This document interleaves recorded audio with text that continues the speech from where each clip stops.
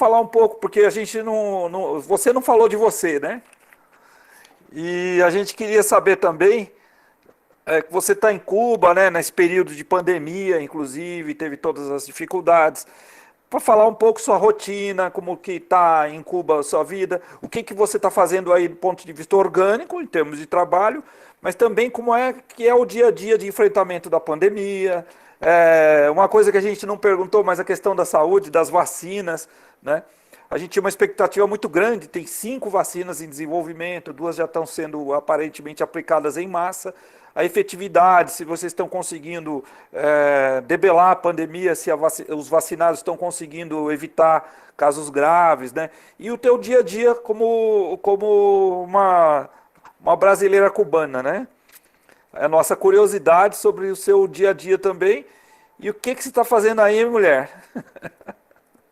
Tá bom? Então fala aí, diga isso para nós. Depois eu vou passar a palavra para Sara para fazer a nossa finalização. E então você pode falar aí à vontade sobre isso. Tá bom? Então, vou seguir esse espírito de falar desde uma perspectiva mais pessoal, né? Então, vou falar desde como é que eu estou nessa coisa da pandemia aqui. Por último, eu termino falando do que a gente está fazendo. A gente foi visitar a nossa família em fevereiro do ano passado, 2020. Ainda não tinha começado essa coisa da pandemia, né? Fomos lá, a gente pode visitar a família e ficar um mês com ela. E começou a pandemia, ficamos presos no Brasil. Ficamos presos durante bastante meses, né? A gente conseguiu voltar para cá, né? A gente teve nossa passagem diversas vezes, 7 vezes remarcadas, né? E conseguimos chegar aqui no dia 28 de janeiro desse ano. Chegamos já a coisa quente, né? Chegamos aqui, nos surpreendeu uma coisa, né? Nível de rigidez. Eu saí do Brasil, fiquei lá, fui infectada pelo vírus, né? Toda a minha família, mesmo com todos os cuidados, porque a pandemia se alastrou no Brasil, né? Uma família de 9 pessoas, minha mãe com 88 anos, também teve, né? Muitas perdas, eu vim para cá bastante energizada, perdi amigos muito queridos, familiar, né?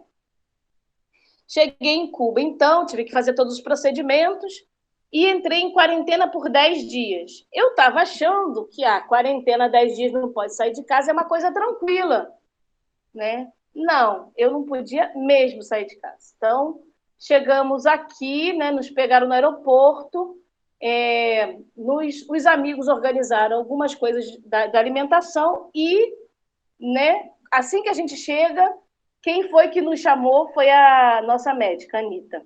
Para mim, aquilo, e falou, vocês não vão sair.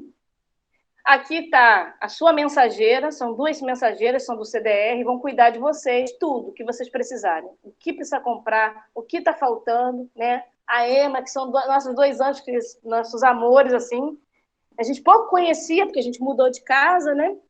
E passou todos os cuidados. Nós chegamos, assim que chegamos, fizemos o PCR no aeroporto, né? No segundo dia veio uma agente sanitarista, entregou para a gente e nós assinamos, né?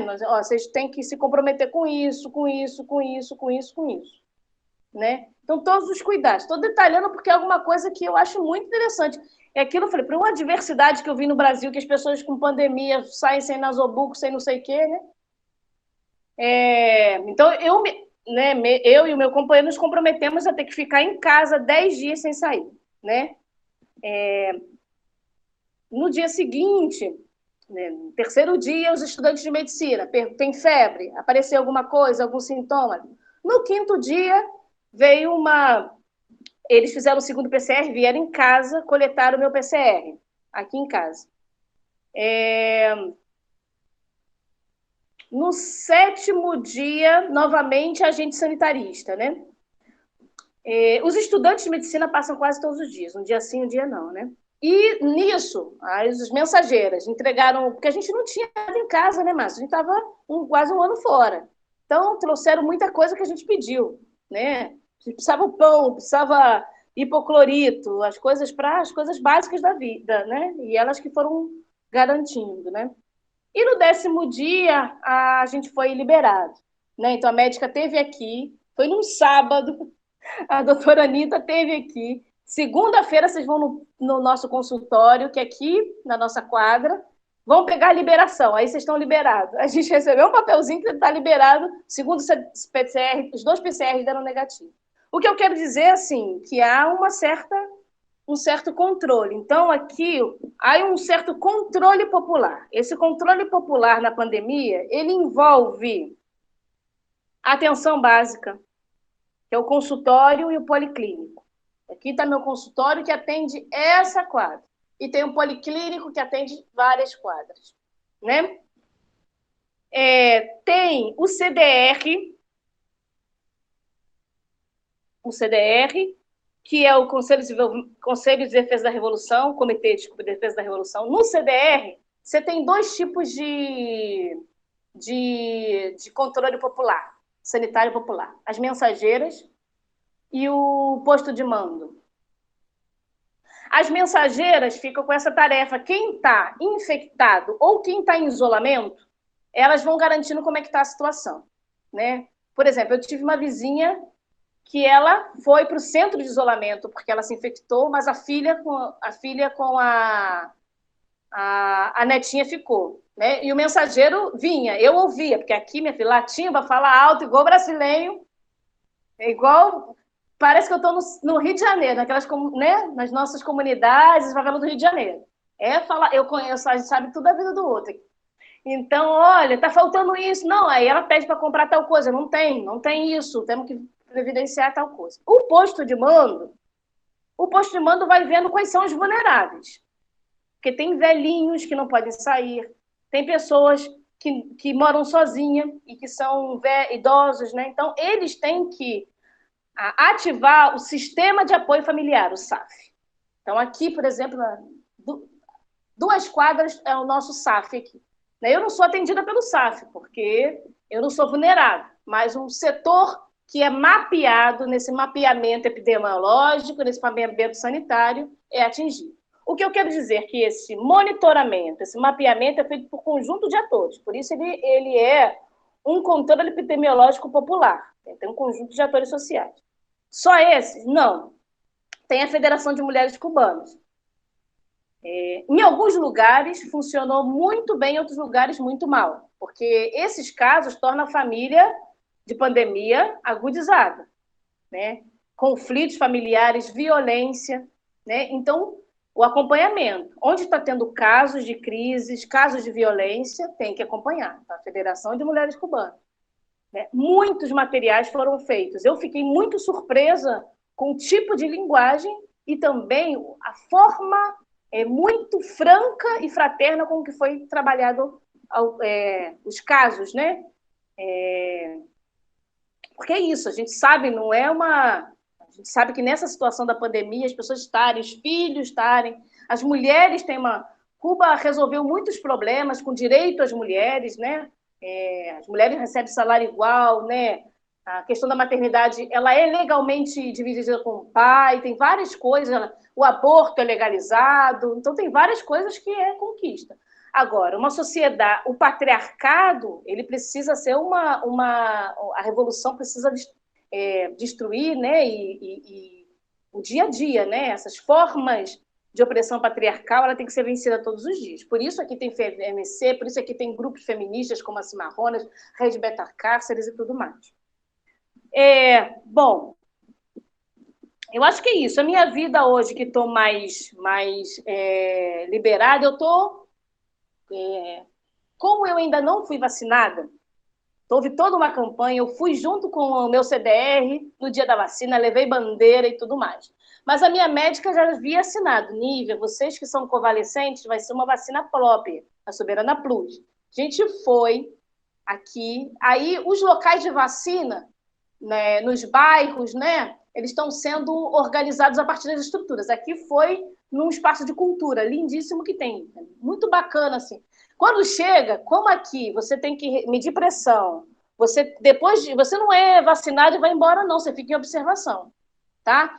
Então, aqui, no nosso caso, não teve. Só teve televisãozinha com imagens, músicas, mas teve palhaça terapêutica. Minha amiga é palhaça terapêutica, que é a cubana. Coisa mais linda. Teve canto, teve soprano, teve poesia. Né? Isso em todos os lugares? Não. Mas teve em vários lugares. O que é bacana relatar, pelo menos, aonde teve. Aqui era um local agradável, bonito, com música, né? Tal. A gente não pôde ser vacinado, a gente está esperando a Soberana Plus ainda. A gente, como foi falado, são 5 vacinas. Eles estão vacinando com 2, Soberana 2 e a Abdala. Boa parte da população já está com a primeira dose, tá? São 10 milhões e pouco que está com a primeira dose. Isso a gente recebe informação dia a dia, porque existe um canal Telegram do Ministério da Saúde.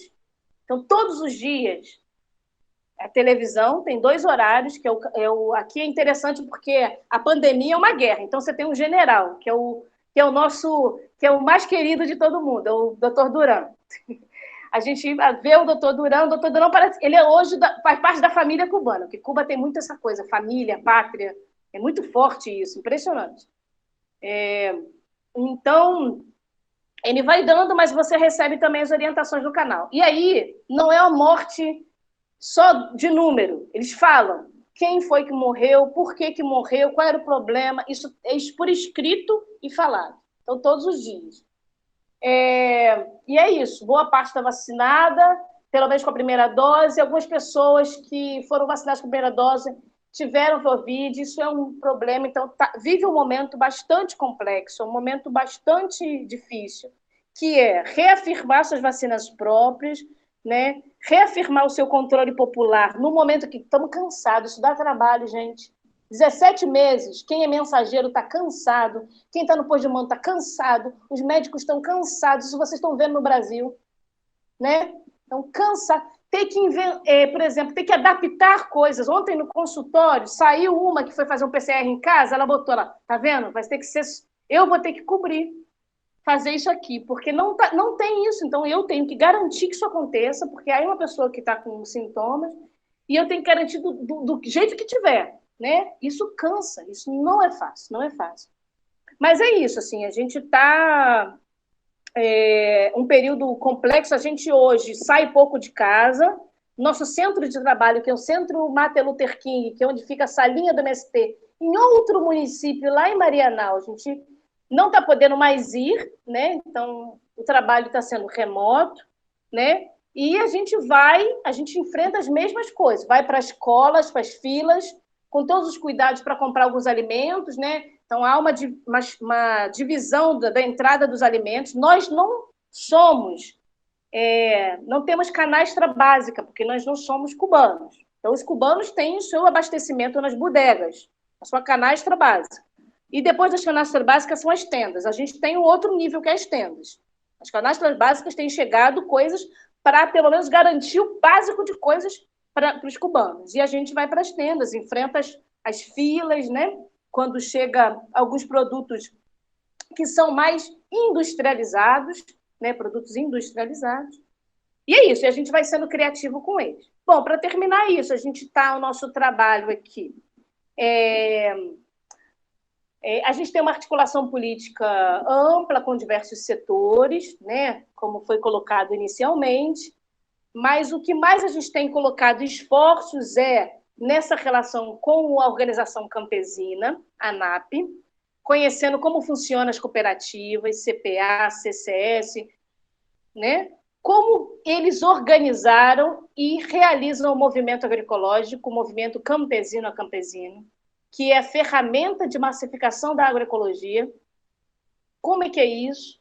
Né? Então, já veio aqui um intercâmbio, né? Veio um intercâmbio menor, que ficou algumas semanas, depois veio um intercâmbio que ficou 2 meses com 11 dirigentes das nossas cooperativas e do setor de produção da MST, aprender como é que é isso, como se faz, a relação com os institutos de pesquisa, que na interação com os camponeses fazem a produção tecnológica de vários bioinsumos, a relação com o NA, né, com a universidade, com as universidades, para pensar parcerias. Agora a gente quer uma parceria, a gente já fez um mestrado em parceria com eles, de agroecologia.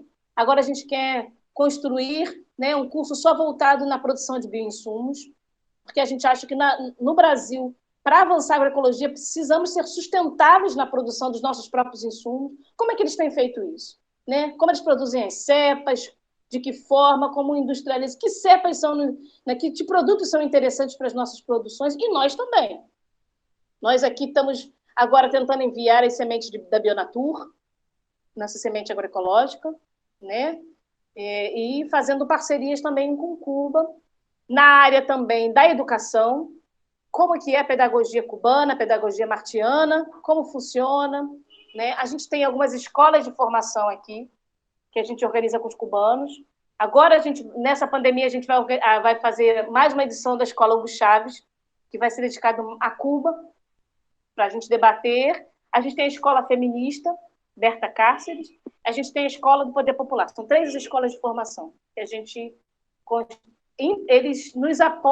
Eles realizam como cubano e nós apoiamos a partir das experiências da Escola Florestan Fernandes.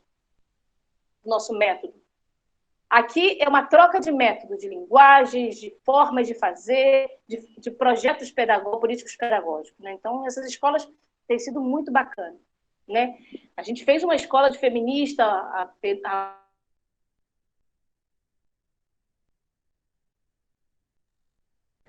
então está lá, discutindo feminismo, lá com as mulheres, com os sujeitos LGBT, com os homens, mas aqui ele vai. Isso não é um aprendizado maravilhoso, porque aí vem todas as coisas, desde os territórios, os problemas, as angústias, o que é esse feminismo, como é, por que esse feminismo é tão importante para continuar avançando em Cuba, e assim vai. É isso, eu acho, gente. Eu falei muito à vontade agora, porque...